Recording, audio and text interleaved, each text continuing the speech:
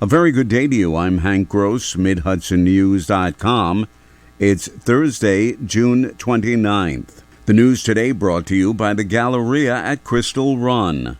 The Westbrookville Contract Post Office issued a letter to their customers Wednesday announcing that the post office will be closing at the end of business today. The notice has raised questions and concerns from customers and elected officials regarding the immediate closure. The residents of the hamlet of Westbrookville along Route 209 in Mamakating do not have mail delivery. Instead, all of the residents have post office boxes at the post office. The notice indicated that the nearest post office is located in Otisville, more than 3 miles away. The letter also indicated that the entire P.O. Box section of the Westbrookville Post Office will be moved to the Otisville Post Office. There will be no changes to the P.O. Box numbers or mailing addresses. Postmaster James Burns said the only change will be that, beginning on Friday, the customers must pick up their mail at Otisville. Mamakating Councilman Peter Goodman expressed his frustration with the Postal Service. He said the announcement didn't give anyone a chance to discuss it. He said he's reaching out to elected officials at the state and federal level to see if they could prevent the closing from taking place. Meanwhile, the Mamakating Town Board is holding a meeting tonight at 6 at Town Hall. Several residents are expected to speak out against the closing. Fire in a new lithium battery storage facility in the town of Warwick is under investigation by the company that's operating it, Convergent Energy and Power. The facility, one of two in Warwick, is located on school property near the bus garage. It caught fire on Tuesday and was left to burn out since water cannot be used to extinguish it. Town Supervisor Michael Sweeten says a thorough investigation will be conducted. Certainly it's a concern as to, what precautions are in place. How do you prevent something like this going forward? Because clearly the state of New York is pushing for all electric, and you can't have all electric without some way to store the excess energy that you create. So it certainly would be a concern as to how do you prevent this kind of thing going forward. As to the state's plans to go all electric, the supervisor says it's overambitious.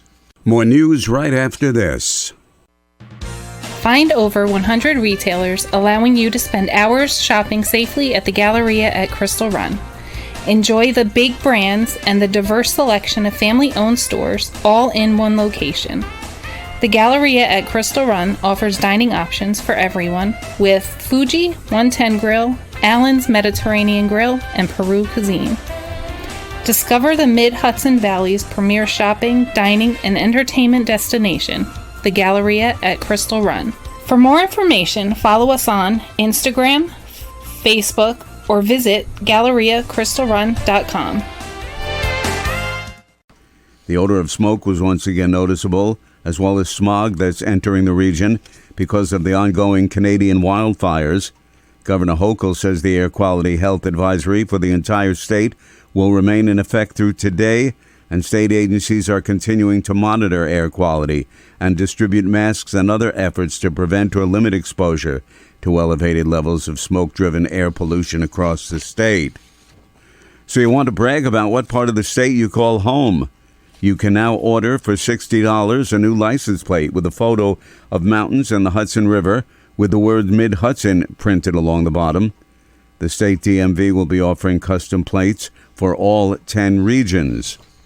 The state legislature has passed a bill that would end wildlife killing contests where participants compete to kill the most, the heaviest, and the smallest animal for cash and prizes.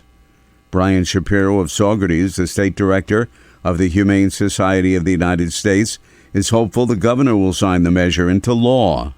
The reason why so many groups are opposed to this is because wildlife is a resource that's held in public trust for all the residents of New York, not just fringe groups that partake in these extreme competitions where the animals are then thrown in the dumpster when they're done.